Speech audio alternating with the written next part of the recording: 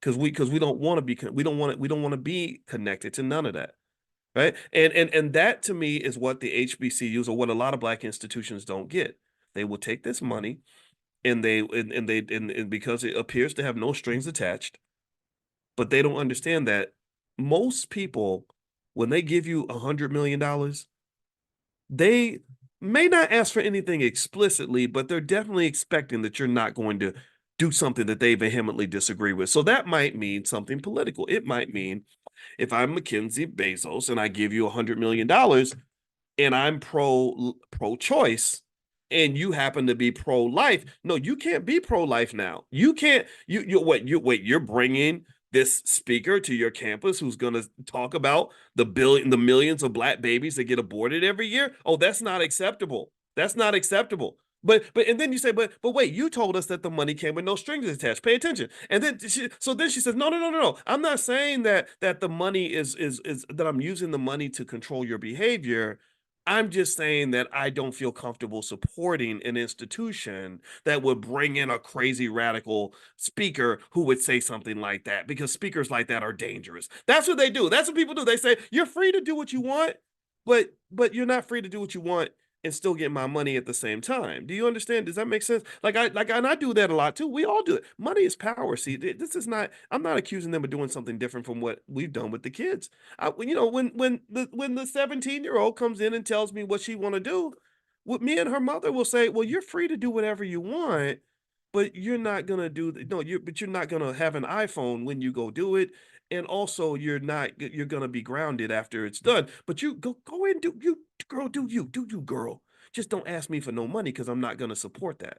Do you understand? So this is my point. My point is to say that black economics and those who understand what economic power looks like, books like Powernomics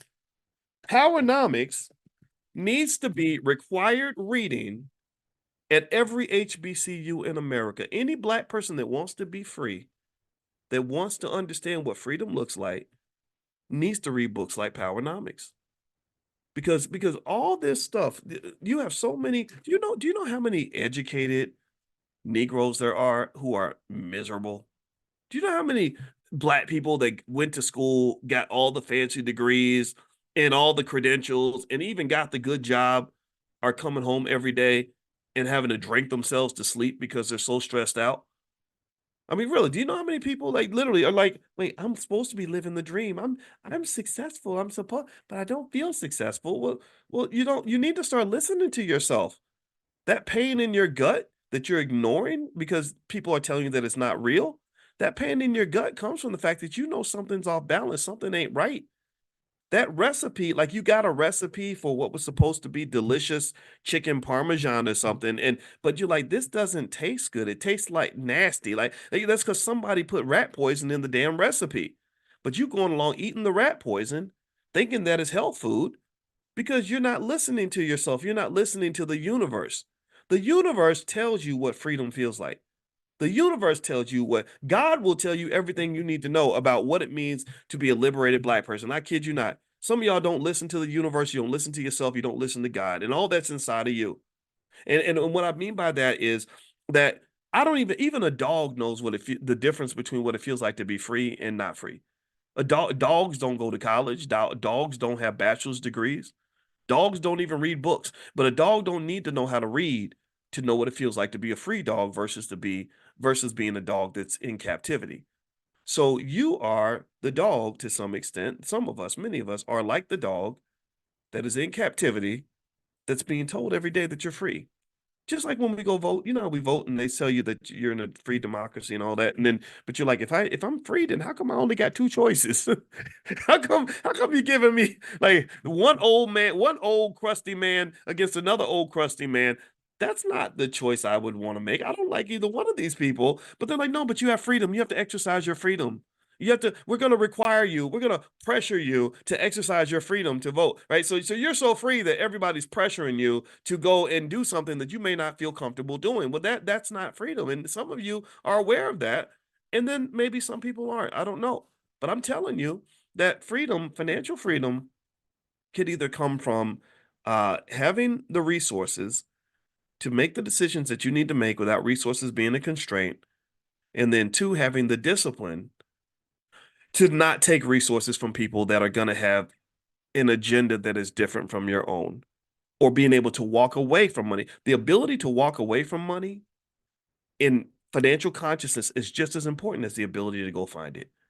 Let me say that again. When we talk about every day, this is what we do: economic elevation, financial consciousness training. We do this every single morning. The ability to walk away from money is just as important as the ability to find it. Do you understand?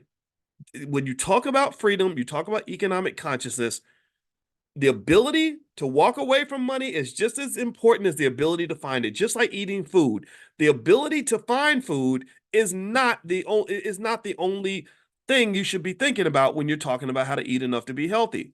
You also have to know which food you don't want to eat. You have to know which food is going to poison you. You have to be able to have that discernment. And I don't think that our economic discernment is very high. You know why? Because beggars can't be choosy. Your HBCUs, unfortunately, I hate to say it, but y'all some begging Negroes. Y'all begging every year. It's all about, oh, we can't do this, we can't pay the bill, we don't be struggling. Blah, blah. Beggars can't be choosy. So when a beggar is hungry, a beggar can't. You hand a beggar a McDonald's cheeseburger that's got some rat poison in it. Oh, he better eat that thing.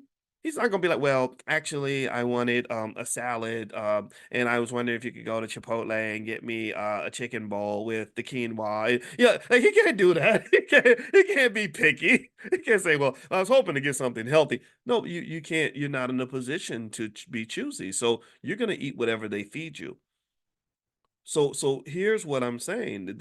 I'm solution oriented on this. You have to have a whole generation. This is a national emergency. This must be code red, state of high alert.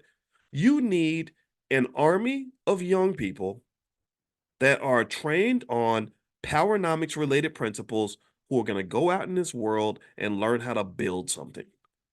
You got to have 10 million entrepreneurs, 10 million investors, 10 million wealth builders, 10 million people trying to own real estate. You got to have more black people trying to build wealth with the skill of wealth building. You got to have more of them than you got basketball players, football players, rappers, twerkers, and everything else you got. You're mass producing people that know how to twerk. You're mass producing people that can bust a rap, but you also need to mass produce people that are gonna go create a job and build a business that even understand how to do that. And that's two steps. First, they have to understand that it's important. And then second, they got to know how to do it the right way. A lot of people don't know how to do it the right way because you spent 12 years learning how to twerk, or 12 years learn whatever the hell they teaching in these damn schools. They show as hell ain't teaching them how to read, write, and do math. They're not doing that. They're show as hell not teaching them nothing about money. So I don't know what the hell they teaching them in public schools. I don't know if they teaching them how to use proper pronouns and to know if a boy is actually a girl. I have no idea what they're teaching, but whatever it is, they're not teaching them what they need to know. And the thing about it is it ain't just the public schools. It happens at the college level too. I'm a college professor.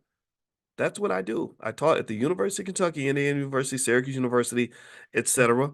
I also wanted to teach at Howard. I interviewed at Howard. I went there and said, "Hey, I'd like to be on the faculty." And I got interviewed by a fucking Chinese man. Why in the hell? Excuse my French. I'm not gonna cuss anymore. I was like, why in the hell am I being interviewed by a Chinese man who is gonna get to decide whether or not I'm capable of teaching African American students? How is that possible? Who decided that this is a good idea? How did this happen? But this is what backward thinking does. It makes us think up is down and down is up. Because I guarantee you this. Give me a yes or no. Give me a yes or no. Do you think that I could go to China